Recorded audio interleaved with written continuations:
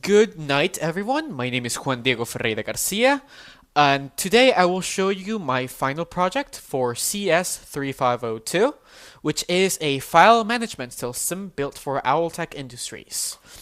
This file management industries was built by myself from the start of the holiday season up to today.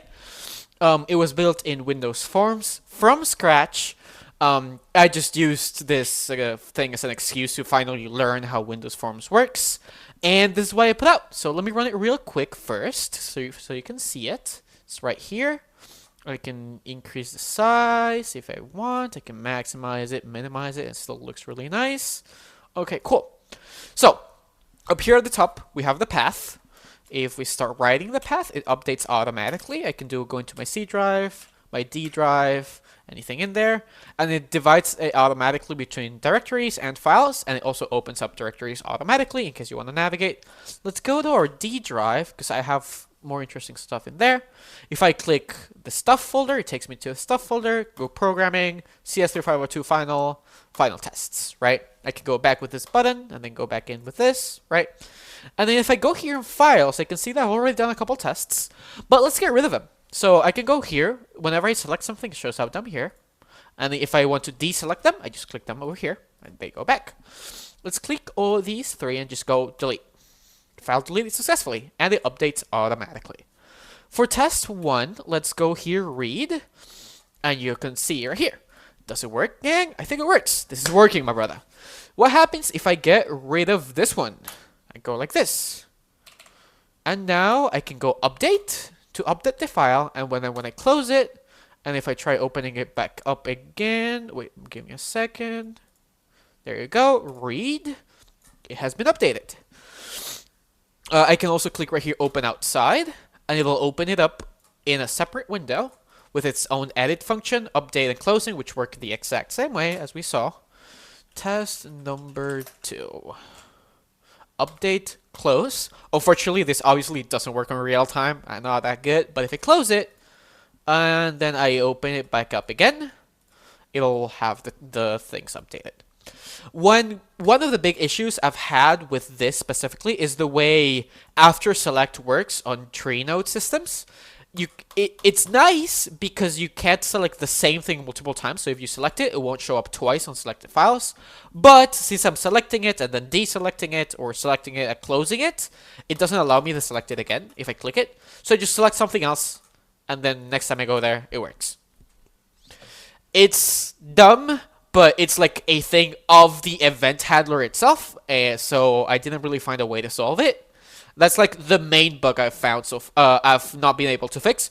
All the other bugs I have fixed, I think, the ones I've encountered at least. I'll have the details on all of the little bugs I had to fix in the documentation, so stay tuned for that.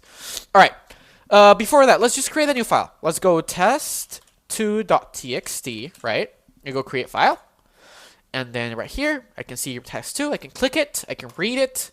I can write stuff to it. Test number 2 has some extra info. I click update.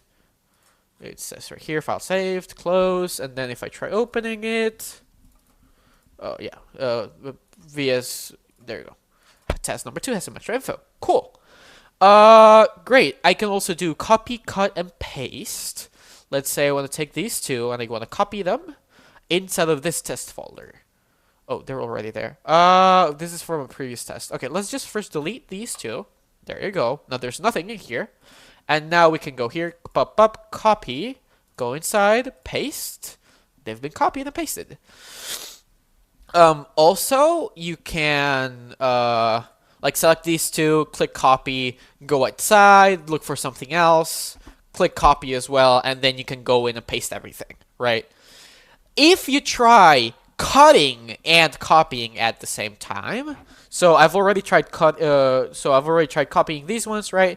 If I try to select another one, let's do what do we do? Programming, final tests. Let's do U, and I click cut. It won't let me. It's going to say finish your copy operation first. Because the way this works is it's adding everything to the clipboard, and it has a little note to see if you're supposed to copy from the clipboard or paste or cut from the clipboard. So it automatically detects if you're trying to copy or cut. It doesn't let you do both of them at the same time. Anyways, that's create. You can also create folders. So let me create a folder here. If I try to add an extension and I try to create a folder, it will tell me not a valid directory name.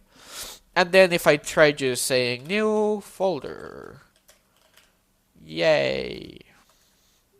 And then I create folder, it creates it automatically, and I can access it and create any files inside. That's create file, create folder, read, update, delete, copy, cut, paste, close, open, outside.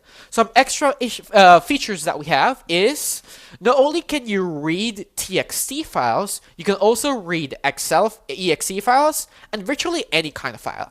So the way this works is if it's a TXT file, it'll open the TXT file embedded, right? Just like we've seen already. So I go here, I go read, and it does this. If it's a .exe file, let's do Excel, for example. Where's Excel? Do I have Excel over here? I don't, but let's look it up. Excel, let's go to the exe for Excel. Here you go. Copy this. Paste here. Obviously allows for copying and pasting paths and routes. Let's go excel.exe, right? This is not a txt file, so what it does, if you read it, it just opens up the application, right? And it also works for any kind of exe file. For example, let's just go to one little thing I have over here. Steam library, Steam apps, common. Let's do Deltarune, right? If I click deltarune.exe read, it opens up my Deltarune, right? And then it also works for non-exe files. Let's try PDF. So go see files, there you go. Users, nanof, downloads. Let's open up my, what do we want to open up? Oh, those are folders, files. Algorithm analysis midterm, sure. If we click read, it automatically knows to go to my Adobe and then opens up the PDF.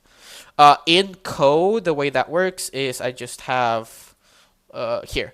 So if it's TXT, if it's exe, and if it's not. So for TXT, you use the embedded one. For exe, you just use process start. And then for any other type of file, you create the process start info and you use shell execute. More information is over here. Cool.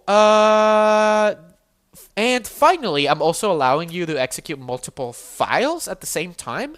So if I go to stuff, I go to programming, I go to final, and I try to execute test1 and test2. At the same time, click read, it opens up automatically two different instances of the two files. And if you try to be cheeky and open up a bunch of files at the same time, so let's try opening up a bunch of files, Let's also do like Deltarune or something. Where was Deltarune? The stuff, Steam apps, common, Cuphead, exe, right? Bunch of files. Click read. It just gives me too many files selected so that your RAM doesn't break and crash and die. I think, okay, that is everything.